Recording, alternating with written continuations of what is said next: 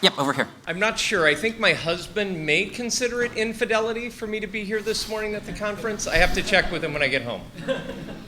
But from a public policy point of view, my understanding of marriage contract was that it was more contractual to bring together what a man's daughter would bring into the marriage with what would go to another man, and that the reason government was in marriage was for the contractual passing of property from one generation to another, from one family to another, including the daughter, and then eventually just the dowry that came with. And in those marriages, my understanding is there's not a demand that they procreate and have other children. It was a contract to bring the property together. And I didn't hear you mention that at all. And I'm curious about that. Sure. So in the American context, that's not what marriage policy is about. So I didn't mention it because I don't actually think that's what the purpose of marriage is for, what the public policy purpose is for.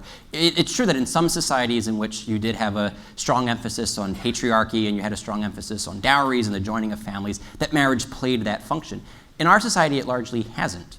And I was talking about American marriage policy and why is the American state, both federal and the 50 states, in the marriage business, and it has much more to do with forming a stable community in which orderly procreation can take place. And that is we know that that requirement of the marriage? No, that's a good follow-up. No one has ever insisted that couples have to have children to be married. It's not that every marriage has a child, it's that every child has a mom and a dad. And that marriage tries to maximize the likelihood that that child will be raised by their mom and dad. And so the way that this works is that, one, it holds up an ideal that you should get married before you have kids in the first place. Second, you should stay married so that your kids have a mother and a father. That's what the state's trying to do with marriage. And so it's true that some marriages won't procreate, they won't have children. That does nothing to take away from the policy purpose of marriage, especially if even the infertile couple remains faithful to each other.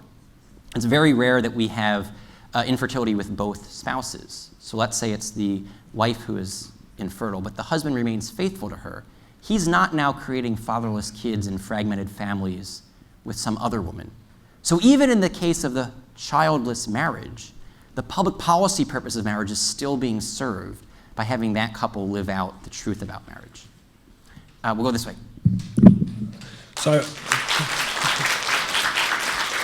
I recognize that hopefully this doesn't detract from your message and what you were saying to us and everything that you taught us, but I hope you might be able to address, you talked about how a father figure might be absent and a father figure is there, but I was wondering if you could comment a little bit about what if it was a negative father figure and how that might affect children and how I realize that the government might not be important in this sort of decision, how this might actually help the situation, make it more positive.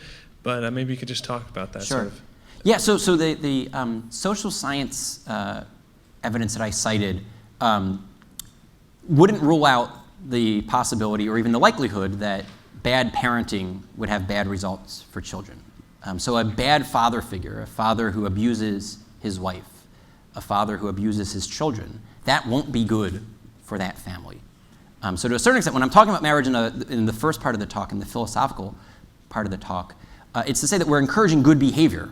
Right? And so obviously if the spouses aren't actually loving each other, if they aren't loving their kids, if they're abusing one another or the children, then marriage isn't going to have some of the benefits that it could.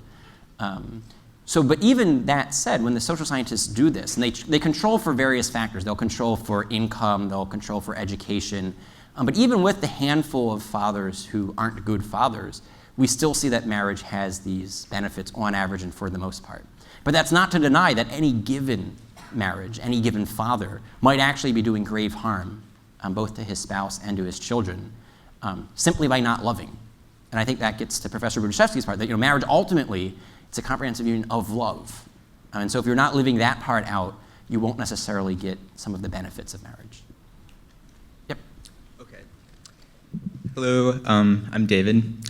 And I guess one of my questions was, it seemed that the crux of your argument about why the state's interested in marriage is that because children deserve both a mother and a father, and that this is the ideal.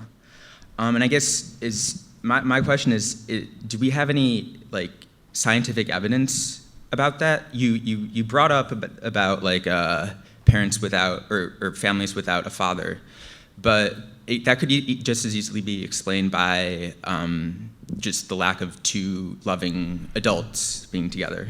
Yeah, that's a great question. So let me say a couple of words in response. We now have about 40 or 50 years of robust social science showing the importance of a married mother and father for children. And what this 40 or 50-year tradition of social science has looked at is they compared the married biological mother-father intact family to several alternatives, including single parenting, including cohabitation, including divorce, and including divorce with remarriage. And only recently have they started looking at same-sex couples. So let me first speak just to those first alternatives that we have about 40 or 50 years of robust social science on. So this is the married, intact, biological mother-father family compared to single parenting, divorce, divorce and remarriage, and cohabitation. On more or less every factor that they could measure, the child in the married, biological mother-father family has an advantage over a child in any of the alternatives, over and over and over again, with large, random, representative samples that were also longitudinal, so they tracked the same child throughout time. The results came back just like this. So much so that we actually saw liberal scholars willing to change their mind on this. The way that most academic change happens is that one generation of scholars die off, and then a new generation of scholars writes different articles. This was actually an interesting case where you had the cover story of the Atlantic Monthly run an article with the title, "Dan Quayle Was Right." And remember what Dan Quayle had done? He had criticized Murphy Brown and the television show for glamorizing single motherhood. And he said, we shouldn't be sending that message because while it might be the case that Murphy Brown can be successful at this, because she's a business elite, she was an anchor of a news program, and she had the financial resources to pick up the pieces herself of not having a husband or a father for her child, that if we sent this message for most Americans who don't have the luxury of money, we're setting them up for a much more challenging road in life. And he was vastly criticized for this. But then over time, as more and more of the social scientists looked at the data, they're like, wow, divorce has not been good for children. It's not been good for mothers. Cohabitation is not good for children or mothers because the man in that, it's a revolving door. He never actually commits. Even divorce and remarriage has no difference compared to just divorce. So that gets to your question about, is it just the two incomes or the two people there?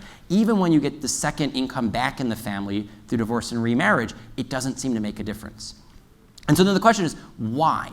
And so one of the things that this social scientist saw is that there are three mechanisms that seem to explain why marriage matters.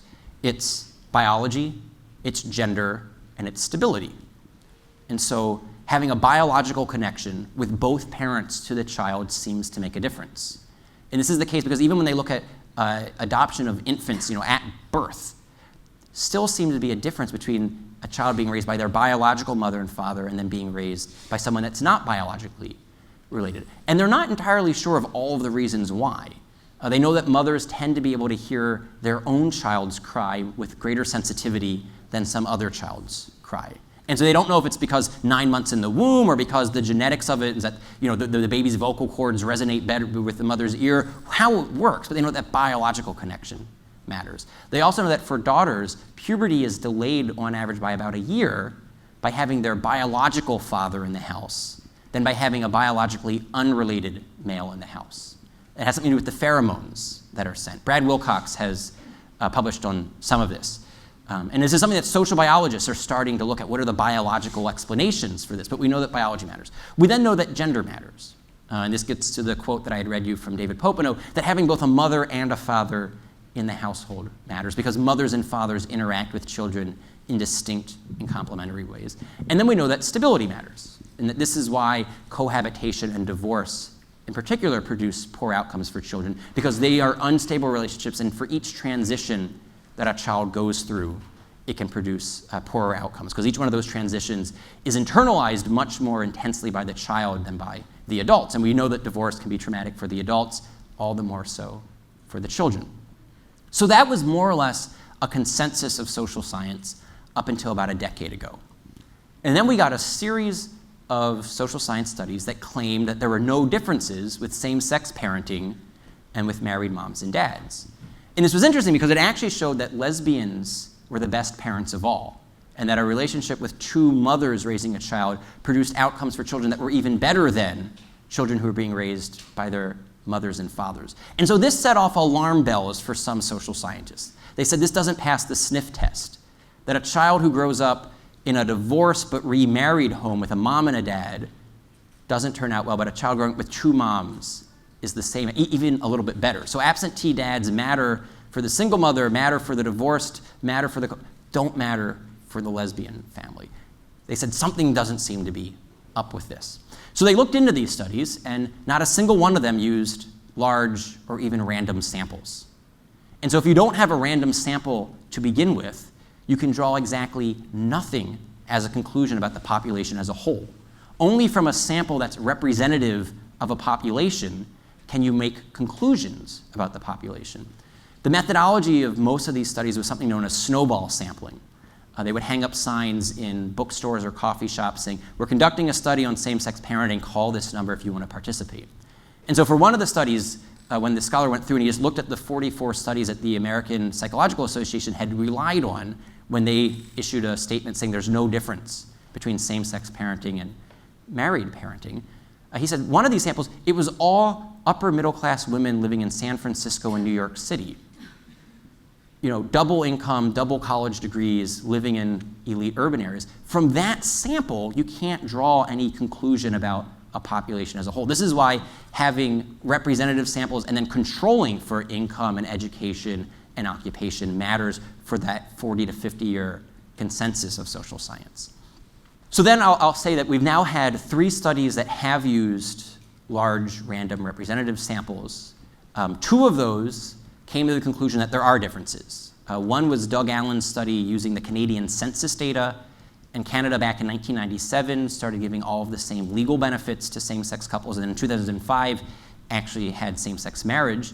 And he saw that he just measured one outcome in particular, and it was educational achievement, and that children who were raised by parents in same-sex relationships had a significant underperformance. And he saw that it mattered whether it was a boy or a girl, and whether they were in a same-sex lesbian or a same-sex male relationship. He saw that gender mattered even here, that the lesbian relationship and the gay relationship have different outcomes for boys and for girls. Excuse me, will you be taking further questions? Can you not interrupt me while I'm answering that question? I'm going to finish this question, and then we're going to get to other questions. Thank you. And we have time. Yep, and we have half an hour, so there's no need. You will get your chance. So anyway, so the point here is that what they saw with this is that the outcomes were different, and that it mattered based upon both the gender distribution of the parents and on the children. Then there was the Mark Regnerus study. This is the study that got the most headlines and the most kind of over-the-top reaction from scholars. He did the first study that was large and random and representative. He didn't identify many same-sex couples who were in 18-year-long relationships. And he put this up front. He's like, this is one of the challenges of doing large, random, representative sampling, is that you won't find many couples like that. But he did find couples who were in same-sex relationships and who were raising kids. And then he reported what the outcomes were. And he found on, I think it was like 13 of the 20-some outcomes that he measured, there were differences. So anyway, then there's one study by a scholar at UC Berkeley, is it, or UCLA? I forget which school, Doug Rosenfeld, and he saw that there were no differences. Other scholars then said, actually, you're controlling for the differences. And so there's some dispute about the methodology there, just like there's dispute about the Regnerus methodology. All of this is to say, to the question about scientific evidence, when it comes to same-sex parenting, we know very little, because it's a relatively new phenomenon in human existence. But there's very little reason to think that the same-sex parenting relationship wouldn't follow the general pattern of what we know from 50 years of good, robust social science, that biology matters, gender matters, and stability matters. It looks like you got up to the mic, so you probably want to ask a follow-up. Yeah. Well, I guess when you're talking about, I mean, I guess you brought up several other instances with like the divorced parent who gets remarried, cohabitation, but it seems that if two men or two women who are married and love each other faithfully, they have something that those other things lack, and that maybe that's the thing. And yeah, so I mean that's a possibility. So it could be the case that The reason that cohabitation and divorce and remarriage have these poor outcomes is because they're not stable, but that same-sex relationships, if they were stable, wouldn't have those problems. I'm open to that being a possibility. It still seems that wouldn't address the biological connection or the gender connection. But there are preliminary reasons to be skeptical about that. So what we know right now is that lesbian relationships are the most unstable of all. And it has nothing to do with homosexuality, it just has to do with gender distribution again. Women initiate 2/3 to 3/4 of all divorces in America. And so when you have a double female relationship, it tends to be the least long-lived, not because of homosexuality, but just because of two women. And one way to illustrate this is, when was the last time that you heard a guy say, "My emotional needs weren't being met, so I broke up with her"? That's not a typical Very recently, male response. actually, And so when you have the okay. double female relationship, this can explain why when the social scientists look at gay male relationship, lesbian female relationships, and then male female relationships, why it is that the lesbian relationships tends to be the shortest, because both participants have a very high threshold for emotional satisfaction, and it's hard to meet that. So they tend to be the shortest lived. The gay male relationships tend to be the most open. And it has nothing to do, again, with homosexuality, it has to do with men. Men tend to be the most promiscuous, and so when you have a double male relationship, you tend to get the most sexual openness, neither of which suggests that the relationships are inherently very stable. So that's why I think we even have reason to be skeptical about the stability, but I'm open to seeing what happens. But I do think we have good reason to be skeptical, and the preliminary science is supporting these conclusions. It's supporting which conclusions? So I think the Doug Allen study in Canada and the Mark Regnera study here in America are completely in keeping with the 40-year tradition. So once we had studies that were using large random representative sampling, those conclusions were perfectly in keeping with the previous 40 years, unlike the small, convenient snowball sampling that actually came to the conclusion that lesbians' relationships produce the best outcomes. And the other thing I'll add about that is that we know absolutely nothing about intentional motherless child rearing. We don't have a single study of same-sex gay parenting. Whenever we hear about single parenthood, it's always single mothers. Whenever we hear about same-sex parenting, it's always lesbian relationships. So we don't know that much scientifically about single father parenting or a gay male parenting. I'm going to go to this way so we can get to your question. Thank you for your talk, Ryan. Often I hear the argument about interracial marriage brought up, saying that these same exact arguments were made, saying interracial marriage is dangerous for the children, for society. So how do you suggest we best show that there really isn't a comparison between the same-sex gender and interracial marriages? Great question, and I'm wondering if someone put you up to this, because just yesterday I published a paper on this question. So if you want, you can Google my name. It's a 5,000-word paper just on the history of bans on interracial marriage and why they have nothing in similarity, either historically, philosophically, or theologically, with the near human universal view that marriage is a male-female relationship. And so the title of that paper was something like Marriage, Reason, and Religious Liberty, Much Ado About Sex, Nothing to Do with Race. And so here's the summary of what I found when I was researching this. The US colonies, Maryland in particular, was the first political community in history to ever ban interracial marriage. And the reason it did so had nothing to do with marriage. It only had to do with racism and perpetuating the wicked regime of race-based slavery. So in America, we had slavery. It was based, classified on race. And in order to perpetuate a class of human beings that were being subjugated as slaves, you had to keep the races apart. And so they redefined marriage to make it based on race in a way that marriage had never been understood to be, precisely so that they could avoid the creation of interracial children that would then make a race-based slavery more difficult. When slavery was finally abolished, we then perpetuated this with our Jim Crow system. We also had bans on miscegenation, bans on interracial dating, interracial marriage, again, trying to support a wicked regime of white supremacy. None of this had anything to do with marriage, though. And so if you look through the great thinkers in human history, whether it's Plato, Aristotle, Cicero, Augustine, Aquinas, Luther, Calvin, Locke, Kant, Gandhi, Martin Luther King Jr., whenever they talk about marriage, they always talk about male and female, husband and wife, mother and father. They never talk about black and white, because race has nothing to do with what marriage is.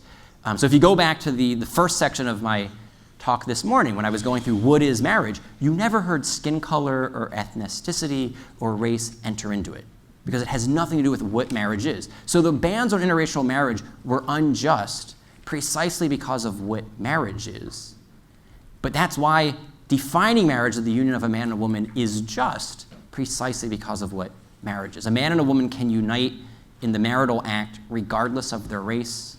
Children need a mother and a father irrespective of the parent's race. Marriage is about uniting the two halves of humanity, male and female, whereas racist laws kept the races apart for no reason at all. So marriage law has to be colorblind. It can't be gender blind. We can. I don't think he spoke yet. So. Okay, sounds great. Well, thank you for your speech today. My name is Marvin, and I have a question concerning your first question to the audience, which was, why would the government be interested in same-sex marriage? And one of the things you keep mentioning is that this notion that, well, in the beginning that you mentioned was like the most marriage by colloquial stance right now is that it's the most important personal relationship, right? And the priority is on the activities of adults and not on children. However, this and it doesn't like differentiate between companionship. However, I think that marriage very much does differentiate from companionship in that even though you deny that it had to do with like a dowry or other things like that, there's this very much like contractual obligation to another person in this permanence of marriage. And one of the many reasons that people do get married because they say to each other that they're going to be together for life, right?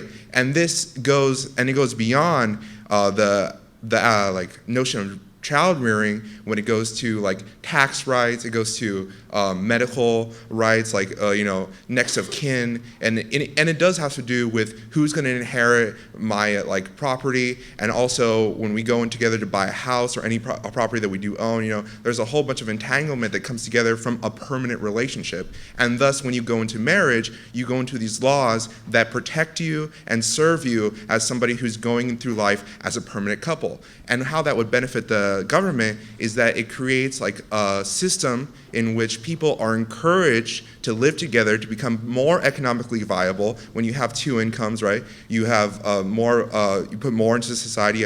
You have more ability to like put into your job and all kinds of things. And also, So what's the the question is. So you actually asked us the question to give you some information. But the question that I asked you is, explain to me that basic argument you just gave. Why does it have to be only between two people in a sexually exclusive relationship and only in a permanent relationship? Because you could get the economies of scales for the 5-year commitment.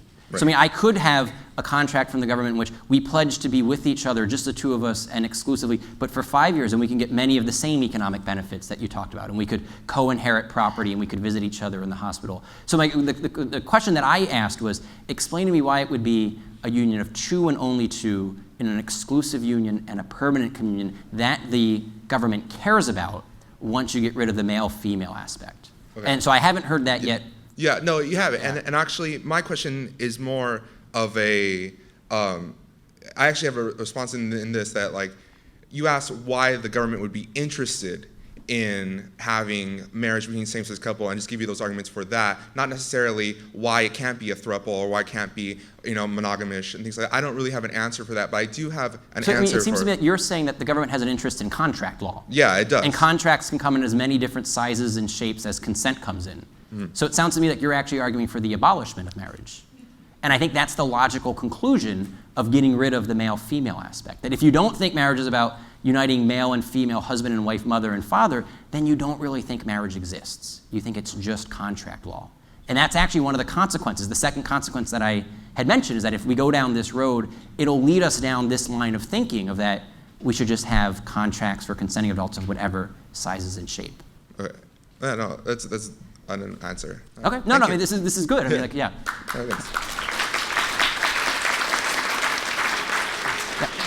So my question, I guess it's pretty timely because April 15th is just around the corner. So my question is really about the government's interest in taxes and, the government's interest in marriage, which I think the government's pretty interested in taxes. If I'm wrong, please correct me. They're too interested in taxes. That's the problem. I agree. So my question is, if why should I not have the right to file a joint tax return? Why should I pay more taxes than a straight couple simply because I'm a minority? How is that not discrimination? Sure. And that's a fair question. What if we were to say, why should I not be able to file a joint tax return just because I'm in a throuple or a quartet? I mean, so it seems to me what you're suggesting is that we just shouldn't have the tax code recognize marriage. No. All right, so then you think that we should have same-sex marriage for same-sex couples, but would you also extend marriage equality rights to the throuple? So my question really is, why should I, as a gay man, be denied the same right to file a joint tax return with my potential husband that a straight couple And has? I want to play out what principle you're acting on, because I would hope that you're not just doing special pleading, that you want protection for your rights but not for all Americans' rights. So I would hope that you wouldn't be saying that you want special tax treatment but I don't care about the thruples. So I want to see what principle you're acting on, and does the principle that you're hoping to vindicate to protect your rights also extend to protect the rights of the throuple? Sure, so I'm acting on civil rights, and so the rights that are applicable to a male and female couple are applicable to a male and male couple. And that's my question. How is that not discrimination on the basis so I'm of trying sexual orientation? Right, so part of the answer is that because the same-sex couple isn't a marriage, and so that we want marriage equality to treat all marital relationships in the same way. And given the understanding I've presented of what marriage is, same-sex relationship isn't marital. But I'm trying to ask you about the equal protection argument you're making. Would it apply to all consenting adult romantic relationships? So why would you want the same-sex couple to file jointly for taxes, but not the same-sex throuple or the opposite-sex quartet? Sure, I appreciate that, and that's not I'm sorry, but that's not actually my question. My question is, why should I be denied the right to file? Then I'll answer your question. The reason that you should not have the option of filing a joint tax return is because you can't get married. Given what marriage is, in California, I can get married. You can be issued a marriage license in the state of California, but you can't actually get married. And I'm sorry to say it that way, but given what marriage is, a union of sexually complementary. And it's not discrimination because everyone is equally eligible for entering into the marital relationship, where you understand marriage as a union of sexually complementary spouses, a permanent exclusive union of man and woman, husband and wife, mother and father. If you're not interested in entering into that sort of a union, you're not being discriminated against. What you're asking us to do is to redefine marriage to include the adult relationship of your choice. And the adult relationship of your choice happens to be a same-sex couple. There are other adults who want to have marriage redefined to include the relationship of their choice, which may be the same-sex throuple or the opposite-sex quartet. And so what I'm asking you in response is, what principle are you appealing to when you say this is discrimination to vindicate your rights but not their rights? Because it seems to me that your position ultimately leads to simply the dissolvement of the marital union. Sure. So there's other speakers in line, so we can always talk at lunch. But I just want to clarify. I just heard you do not have the right to get married. So if you could tell me why I don't have the right to get married, that would be my final question. Sure. Thank you. And I'll sit down. I feel like we have 5 minutes left, so I'll just say this again briefly. I feel like I've already answered that. It's not that you don't have a right to get married. It's that you aren't seeking out marriage. Marriage is by nature a union of sexually complementary spouses, a union of man and woman, husband and wife, mother and father. And just based upon what you've said about yourself, it doesn't sound like you're interested in forming that sort of a union. It sounds like you're interested in forming a union with another man, and that's not a marriage. So that's why I don't think the law should treat the relationship that you want to form as a marriage. Who is next? Yeah. So how about we do this? How about we take both questions at the same time so we can get both questions in, and then I'll answer both, and then we'll go to lunch. Yeah, we'll just group the questions. So you'll ask, and then you'll ask, and then I'll try to answer both simultaneously. Yeah, so one of the things I liked about your presentation a lot is that you explained some of the benefits of having a father and some of the consequences of not having a father. But to make your argument complete, I mean, you could say fatherhood is so good, so why not have two of them? Right. So you have to explain why, it's so important to have a mother as well. So I was wondering if you could maybe explain more the benefits for a child of having a mother around and what maybe some of the consequences would be of not having one. Thanks. I guess mine is a little bit different and probably more like the practical consequences of if we go the road where we do afford everybody their right, for example, the gentleman before me, the right to get married, you talk a lot about social impact and the social consequences. I think we're dealing a lot with how much this is going to cost in the future. So I'm wondering if we could just take that type of a view of like, well, let's suppose quantitatively we have a number of people who want to redefine marriage, and so it becomes the case that it will be redefined. How would we adjust? How do we adjust and prepare and solve the problems that maybe people can't agree what the cause of the problem is, but it needs to be solved. So children who need parenting. Yeah, both questions, great. We don't know as much from kind of a robust social science perspective about mothering, partly because we don't have very many instances of children growing up without mothers. So what I mentioned earlier is that whenever a child is born, a mother is close by, and that most of the instances of single parenting are actually single mothering. So we know much more about what it's like to grow up without a father, because unfortunately there are a huge portion of the American population in that situation.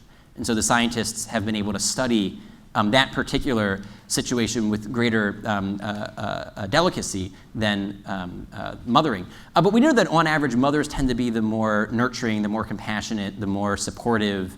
We can know biological things. Only mothers are the ones who can nurse a child. So far men can't. But there was an earlier question about nanotechnology and what we're going to do. And so who knows? But I mean, so far there are biological differences in which the mother, one, will be more likely to be nursing the child, but also she tends to be the more nurturing of the two. So if you are looking at this, what would happen if you grew up without a mother, maybe you would have all of the problems of typical male misbehavior just compounded on each other. You'd be more of an insensitive jerk because you didn't have your mother softening you. That's what happened to me. I don't have any sisters. I only have brothers. And I think it's the same. Actually, I think siblings have a huge impact on us as we grow up. For the other question, I'll answer this in two ways. One is that I think to a certain extent, whatever happens in law and policy, we as free citizens will always be capable of living out the truth about marriage in our own lives. And so I think to a certain extent, the best defense of marriage are healthy, happy marriages.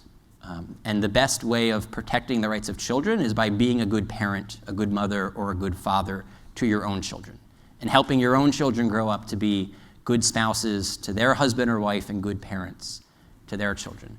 And so in this sense, no matter how the law defines marriages, our individual communities, whether it's a religious community, educational community, a civic society, whatever sort, can be encouraging men and women to commit to each other permanently and exclusively and to raise their kids.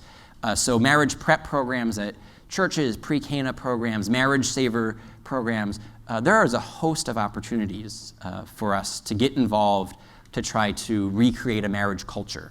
And on a college campus, I actually think it's something like the Anscombe Society that's taking a lead in doing that here at Stanford.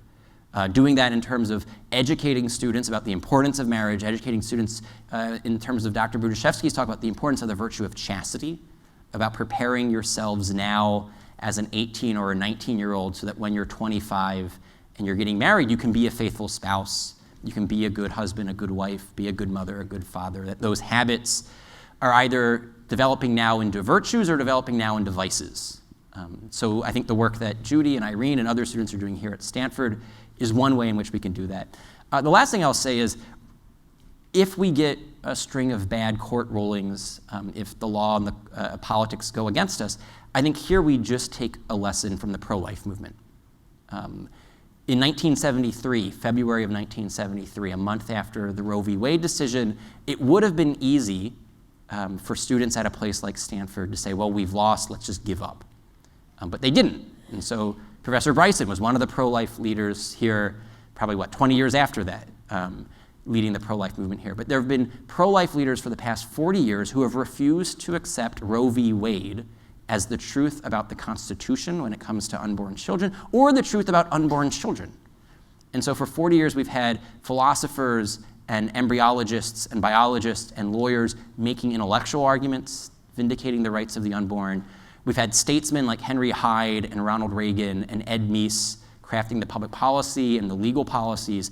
We've had advocacy groups like Silent No More and Susan B. Anthony List and Americans United for Life and National Right to Life. And we've had crisis pregnancy centers all across the nation doing everything they can in different ways and forms, artistically, culturally, intellectually, legally, bearing witness to the truth of life.